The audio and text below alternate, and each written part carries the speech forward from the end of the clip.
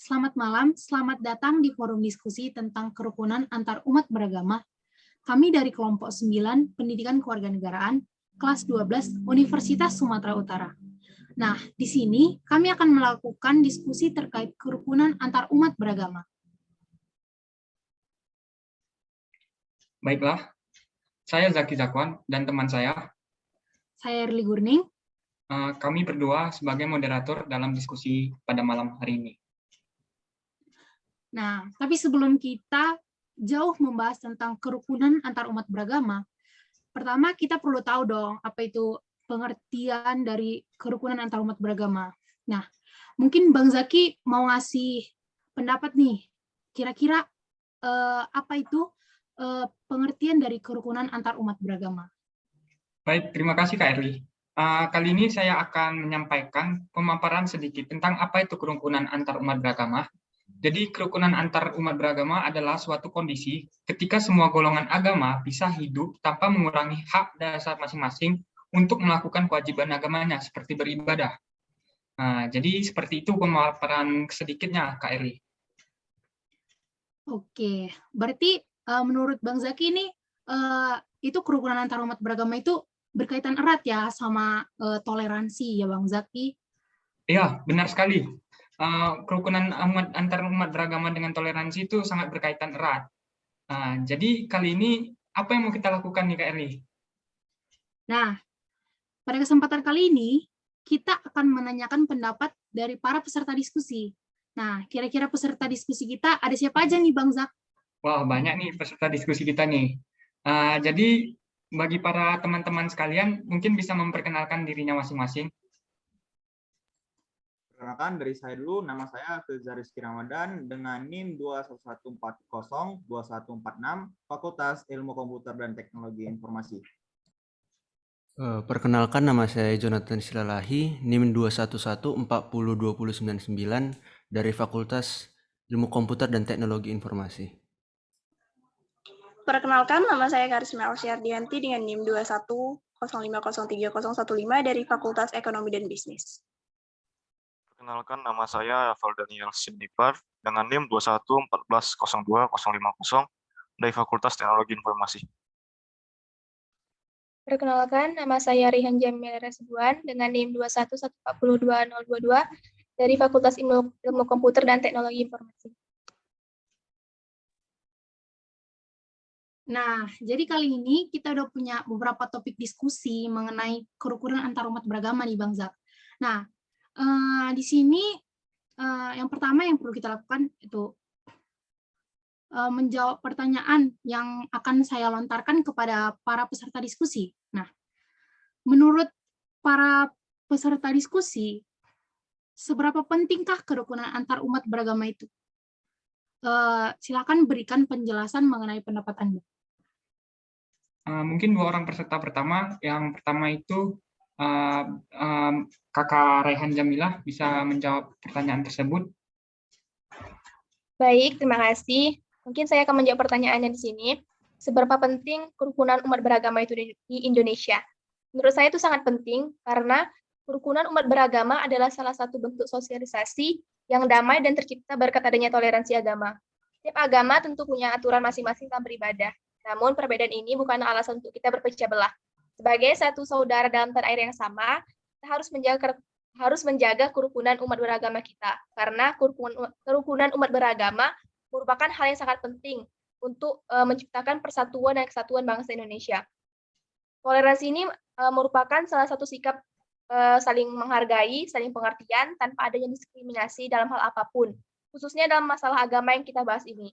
Kerukunan antar umat beragama bisa terwujud jika antar sesama saling toleransi, saling memahami, kesetaraan dalam pengamalan ajaran agamanya masing-masing, dan juga membangun kerjasama yang positif dan produktif. Apabila kerukunan antar umat beragama ini sudah terlaksana dan setiap orang punya sikap toleransi yang tinggi, maka konflik antara umat beragama itu tidak akan pernah terjadi, dan kehidupan antar umat beragama akan hidup dengan tentram dan damai. Jadi menurut saya itu sangat penting sekali. Mungkin sekian dari pendapat saya. Baik, terima kasih Kak Raihan. Pemaparannya sangat bagus ya, sangat jelas. Untuk ke orang kedua, mungkin Abang Filza bisa menyampaikan pendapatnya tentang pentingnya kerukunan umat beragama. Saya Baik, persilakan. kepada Bang Jaki. Oke, untuk penjelasan mengenai pentingnya ini kerukunan antar beragama, Indonesia kan merupakan negara yang mempunyai banyak sekali agama. Nah, ini bukan berarti itu kita harus untuk saling menjatuhkan, merendahkan, atau membandingkan satu dengan yang lain.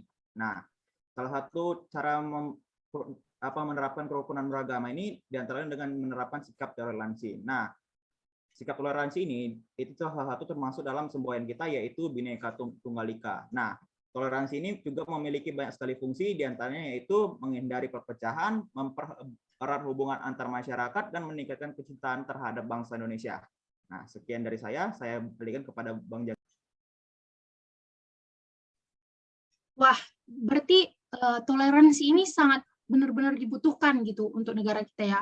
Terutama untuk negara kita Indonesia yang penduduknya itu udah majemuk dan heterogen. Baiklah, mungkin Bang Zaki bisa ngarahkan kita untuk pertanyaan yang kedua. Baik, terima kasih Kak Erli. Tadi jawaban-jawaban dari dua peserta sangat bagus ya. Baiklah, langsung saja kita masuk pertanyaan berikutnya. Pertanyaan ini bakal mencakup ke ranah masalah kerukunan antar umat beragama yang ada di Indonesia. Ini beberapa saat yang lalu sempat trending ini, yaitu tentang surat edaran nomor 5 tahun 2022 oleh Kementerian Agama yang isinya mengatur pedoman dalam penggunaan pengeras suara masjid. Jadi saya ingin bertanya pada teman-teman sekalian, bagaimana pendapat kalian tentang hal ini? Apakah tindakan Menteri Agama itu sudah benar? Jadi beberapa orang kami persilakan. Yang pertama itu Kak Raihan. Saya persilakan kembali untuk menjawab pertanyaan ini. Mungkin karena saya udah pertama, saya lempar dulu kali ya ke Bang Jonathan. Bang Jonathan, Bang. Silakan Bang Jonathan, bagaimana tanggapannya tentang hal ini? Terima kasih. Jadi saya akan menanggapi pertanyaan tentang surat edaran nomor 5 tahun 2022 yang diterbitkan oleh Kementerian Agama baru-baru ini. Jadi menurut saya keputusan Menteri Agama ini sudah baik. Yang menjadi masalahnya kan banyak masalah sekarang, kenapa mesti ini dulu yang dimasalahkan? Kenapa nggak masalah-masalah lain dulu? Jadi menurut saya sebenarnya masalah ini sudah dari lama. Udah setahu saya toa masjid itu dari tahun 1970 dipakai di Indonesia. Tapi baru belakangan ini dikomplain. Kenapa? Karena dari dulu masyarakat Indonesia nggak berani. Jangankan mengkomplain, mengkritik aja, mencemimir aja nggak berani. Masalah agama itu kayak sakral. Jadi menurut saya keputusan ini sudah sangat tepat. Mungkin orang-orang yang mengkritik ini bukan masalah terganggu dengan besarnya suara, tapi cenderung kayak kalau misal seperti di lingkungan saya ada anak-anak yang belajar ngaji suka pakai toa masjid yang nggak tahu deh bagaimana suara ngajinya. Terus kalau pagi-pagi biasanya jam 3 orang-orang tuh bangunin sahur kayak mau marah gitu, sama air penjen sahur. Nah itu kadang ngagetin. Jadi sebenarnya nggak apa-apa asal dipakai sesuai dengan kebutuhannya. Tapi mungkin yang saya kurang suka dalam penyampaian Menteri Agama yang membandingkan toa masjid dengan gunggungan anjing. Nah itu saya juga kurang setuju dengan itu, tapi selebihnya saya setuju. Demikian dari saya kembalikan ke moderator. Baiklah, terima kasih. Jadi menurut pendapat Bang Jonathan itu toa tidak masalah sebenarnya, tapi asal sesuai dipakai dengan kebutuhannya dan diperkirakan dengan lingkungan sekitarnya. Jadi itu menurut pendapat Bang Jonathan. Kita kembalikan lagi ke Kak Rehan. Tadi dia udah ngelempar ke Bang Jonathan. Jadi gimana nih menurut Kak Rehan? Oke, terima kasih. Saya mau nyanggah nih sedikit dari punya Bang Jonathan tadi. Kalau dia setuju nih dengan pemerintah dengan ucapannya. Kalau saya sebagai umat Muslim, umat Islam, saya merasa itu kurang setuju dengan pendapat Menteri Agama itu karena alat pengeras suara ini sudah ada sejak abad-abad yang lalu yang digunakan untuk umat Muslim mengajak orang lah untuk orang beribadah gitu. Tapi mengapa dari zaman dulu itu nggak dipermasalahkan? Menurut saya karena umat agama lain itu tidak merasa terganggu gitu loh. Maksudnya jikapun mereka merasa terganggu, mereka hanya diam gitu. Nggak nggak terlalu diprovokator jadi masalah yang besar gitu. Karena kan kita memang sebagai orang Indonesia, banyak suku, banyak adat, banyak budaya, banyak agama juga. Jadi kita memang harus saling toleransi gitu. Kalau mereka merasa terganggu, mungkin dekat rumah mereka bisa bilang gitu mungkin ke pengurus masjid sedikit dikecilkan. Nggak apalah harus kayak sampai ke pemerintah harus di penertiban alat pengeras suara gitu. Tapi kalau masalah dengan gonggongan anjing itu disamakan, saya setuju dengan pendapatnya Bang Jonathan. Saya juga nggak setuju lah gitu. Masa suara azan disamakan dengan suara gonggongan anjing gitu. Kalau masalah yang dibesar-besarkan itu kayaknya nggak perlu ya, karena mayoritas agama di Indonesia juga adalah Islam. Jadi wajar bahwa azan itu saling berkumandang gitu, saling bersaut-sautan di dalam waktu yang berdekat-dekatan. Mungkin gitu aja sih Bang Jaki. Saya kembalikan ke Baik, terima kasih Kak Raihan. Jadi ada pro dan kontra nih dari kedua peserta nih. Tapi ada satu kesimpulan yang sama-sama setuju, yaitu tidak setuju kalau suara azan itu disama-samakan dengan anjing, dengan gonggongan anjing maksud saya. Jadi begitulah tanggapan dari pertanyaan pertama ini. Baru itu kita ada pertanyaan kedua nih. Apa itu pertanyaan kedua kira-kira, Kak Erli? Mungkin Kak Erli bisa menyampaikannya. Nah, untuk pertanyaan kedua, masih berhubungan dengan intoleransi dalam beragama. Nah, yaitu tentang penolakan pembangunan gereja Kristen nih. Nah, pembangunan gereja Kristen ini GKI Yasmin Bogor yang terletak di Jawa Barat. Nah, ini peristiwanya sebenarnya udah terjadi beberapa tahun silam. Nah, tapi di sini saya ingin mengangkat topik ini untuk diskusi kita pada malam hari ini. Nah, kira-kira bagaimana tanggapan para peserta diskusi tentang peristiwa ini? Kira-kira pemerintah perlu nggak melakukan apa kira-kira yang perlu dilakukan pemerintah untuk menanggapi peristiwa ini? Mungkin di sini para peserta diskusi diminta pendapatnya untuk membantu pemerintah kita mungkin. Ya, baik. Jadi Kak Karisma boleh menjawabnya mungkin. Baik, terima kasih kepada moderator atas waktunya. Seperti yang kita tahu ya, pemerintah sudah membentuk aturan-aturan untuk menertibkan berbagai aspek yang ada di Indonesia, salah satunya itu aspek agama. Kita tahu sendiri bahwa sudah ada undang-undang yang menjamin kemerdekaan beragama dalam Undang-Undang Dasar 1945, khususnya itu pada pasal 28E ayat 1 dan 2. Jadi, Undang-Undang Kebebasan Beragama ini bebas dong untuk agama apa aja, Muslim, Protestan, atau agama lain-lain yang memang sudah disahkan di Indonesia. Tapi terkadang UU ini juga kadang kerap kali diabaikan oleh masyarakat karena menganggap apa yang diyakininya sudah yang paling benar dan akhirnya menimbulkan intoleransi antar umat beragama. Misalnya seperti yang diisukan tadi, penolakan pembangunan gereja GKI ya, benar? Iya, benar. Nah, iya. Jadi seharusnya kita tuh sama-sama sadar dong, salah satu sisi umat muslim dibebaskan untuk menjalankan peribadatan, membangun rumah ibadah dengan bebas, dengan aman, dengan rasa nyaman. Kenapa kita nggak kasih feedback yang seperti itu ke agama lain? Nah, kalau itu juga nggak bisa menyadarkan kita, cara alternatif dari pemerintah ini perlu. Sebaiknya pemerintah tuh langsung bertindak tegas kepada pelaku intoleran tersebut. Tak lupa melakukan sosialisasi juga terkait kebebasan umat beragama kalau memang undang-undangnya nggak lagi digubris. Karena kita sangat berbeda, nggak ada yang sama kan. Selain itu dari diri kita sendiri juga, kita kan harus sadar nggak selamanya yang kita anggap benar bisa diterima oleh orang lain. Nggak selama yang kita anggap itu emang benar-benar yang terbaik, bukan selamanya itu yang terbaik bagi orang lain. Orang berhak bebas menjalankan ibadah, membangun tempat ibadah dengan aman, nyaman, seperti yang juga kita lakukan. Nah, kebebasan ibadah ini harus selalu dikontrol oleh pemerintah. Salah satu kontrolnya itu harus menegaskan bahwa itu undang-undang bukan cuma ada di teorinya aja.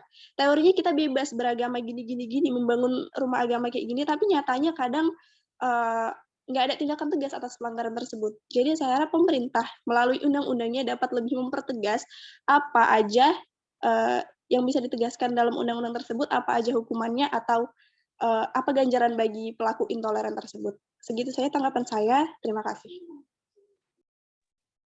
Nah, berarti Kak Karisma di sini mengatakan bahwa mungkin pemerintah bisa membuat aturan yang lebih tegas lagi terhadap undang-undang ya, Kak? Nah, iya benar. Jadi bukan cuma sekedar aturan teorinya aja, tapi kita juga bikin emang benar-benar ada hukuman akan hal itu.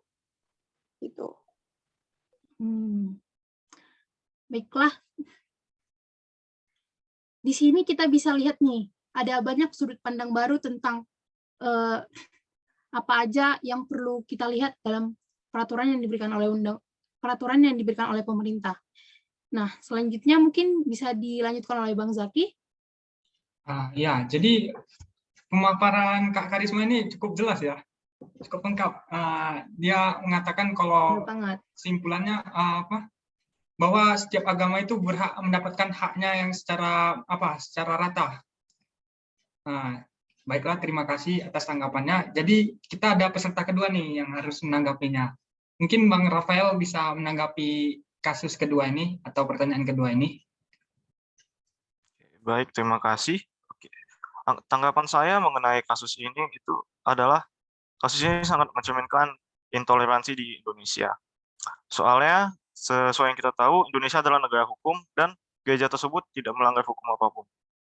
Dan juga menegaskan juga menunjukkan bahwa ini adalah pelanggaran hukum kebebasan dalam agama dan melakukan ibadah. Jadi yang bisa dilakukan pemerintah adalah, karena ini sudah jelas kegiatan yang melanggar hukum, harusnya para orang-orang yang melakukan kegiatan intoleransi ini dihukum seperti kata Kak Karisma tadi.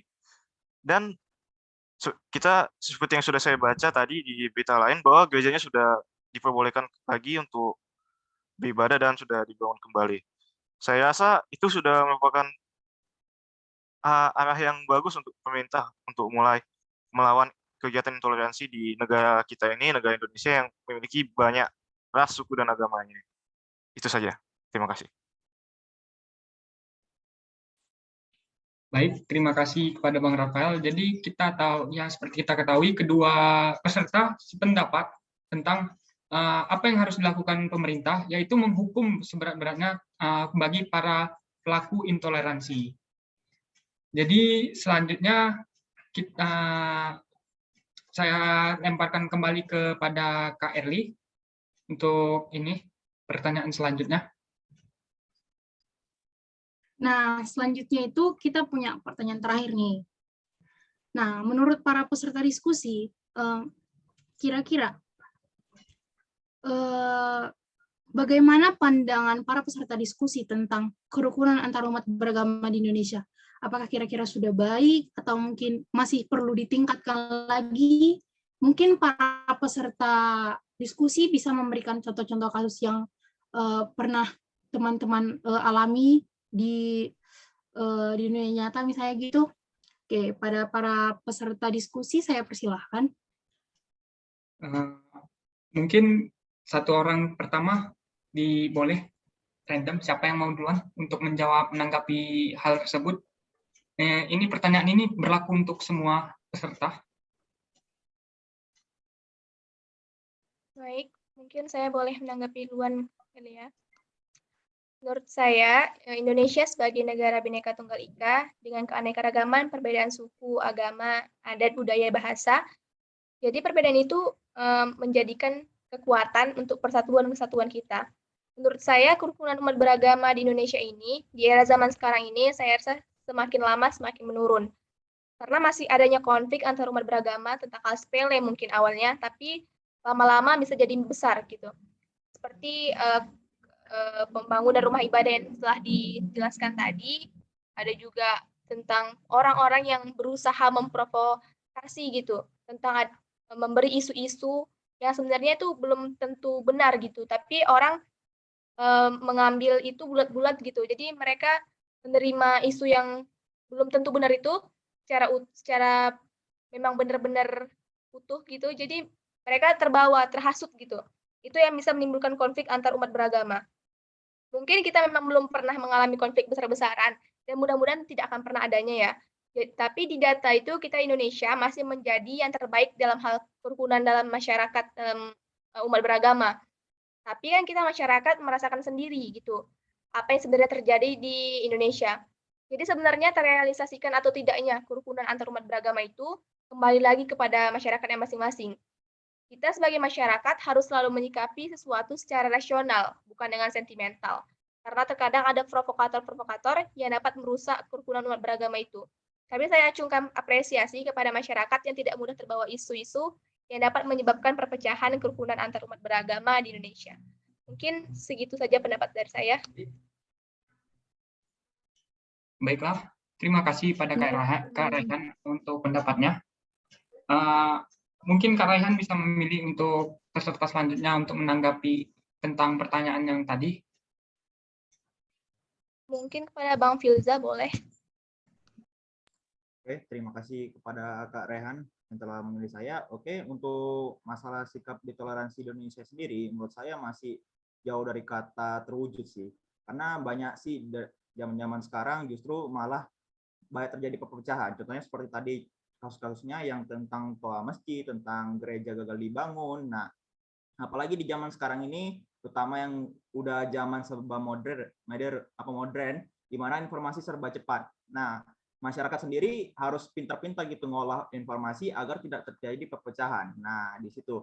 Dan juga peran pemerintah juga penting sih di sini, di mana pemerintah harus betul-betul kasih sanksi yang tegas kepada masyarakat yang memang intoleran. Nah, tidak hanya kasih sanksi yang tegas, juga harus kasih sosialisasi. Nah, masyarakat sendiri pun juga harus sadar diri tentang perbedaan yang terjadi di masyarakat ini. Karena kalau misalnya semakin lama kita semakin larut dalam perpecahan ini, bangsa Indonesia bakal semakin hancur dikarenakan hanya gara-gara masalah agama yang tidak kunjung usai. Nah, jadi perlu peran dari pemerintah dan juga perlu juga peran dari masyarakat, itu sangat penting bagi dua-duanya. Nah, itu pendapat saya mengenai tentang intoleransi tadi.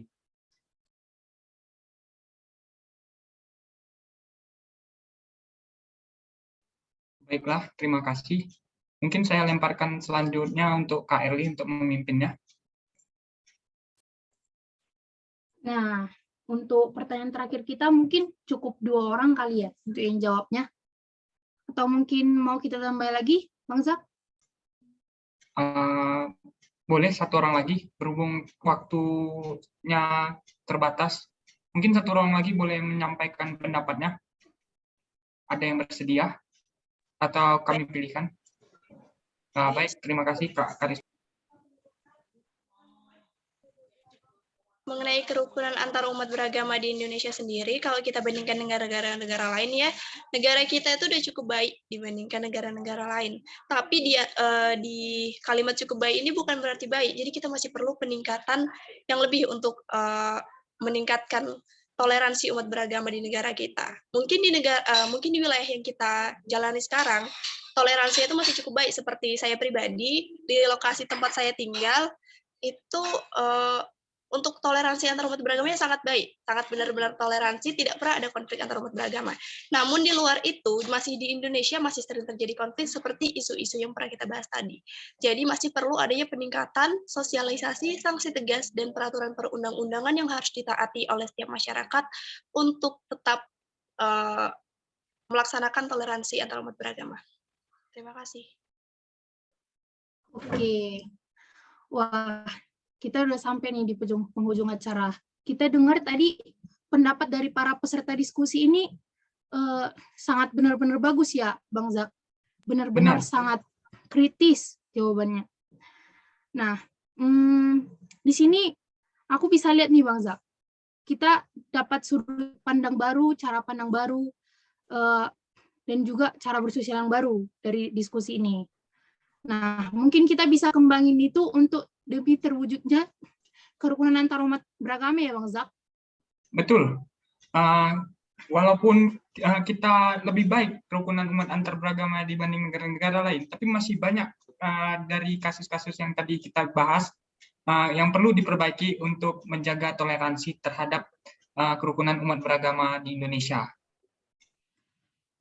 Nah, terakhir aku ada quotes nih Bang Zak. Apa itu? Sebutkan. Nah, ini. Negara itu ibarat sebuah mesin, Bang Zak. Contohnya itu, mesin yang kita milih itu contohnya mobil. Nah, coba bayangin deh, misalnya elemen mobil itu adalah agama. Nah, kalau elemen mobil itu semuanya besi, pasti orang yang mengendarainya pasti kesetrum ya kan, Bang Zak? Nggak ada konduktornya, nggak ada isolatornya, semuanya jadi berperan sebagai konduktor. Nah, coba kalau misalnya, nah demikian juga sama agama nih Bang Zak. Kalau misalnya di Indonesia itu, misalnya cuma berpihak ke satu agama aja, tanpa melihat keberadaan agama lain, maka keindahan Indonesia itu kan Bang, itu jadi nggak ada gitu. Ingat, alasan negara Indonesia itu dikenal dunia itu karena kemajemukan rakyatnya, dan juga keberagaman suku, agama, dan budayanya. Jadi, marilah kita bersama-sama menanamkan pentingnya sikap toleransi dan kerukunan antar umat beragama. Ya, benar sekali kata Erli. Kita perlu sikap toleransi yang tinggi, karena kita ini hidup tidak hanya sendiri, tidak hanya satu agama. Banyak agama di Indonesia ini. Jadi, janganlah sampai terpecah belah karena masalah agama. Ingat, Bhinneka Tunggal Ika. Benar. Baiklah, karena sudah di ujung pengacara, demikian diskusi kami pada malam hari ini. Lebih dan kurang kami mohon maaf. Saya Zaki Zakwan dengan NIM 211402075, Fakultas Ilmu Komputer dan Teknologi Informasi. Dan saya Erli Gurning dengan NIM 211402123 dari Fakultas Ilmu Komputer dan Teknologi Informasi. Kami berdua mengundurkan diri. Mohon maaf jika ada kekurangan dan kesalahan. Selamat malam semuanya. Selamat malam. Selamat malam.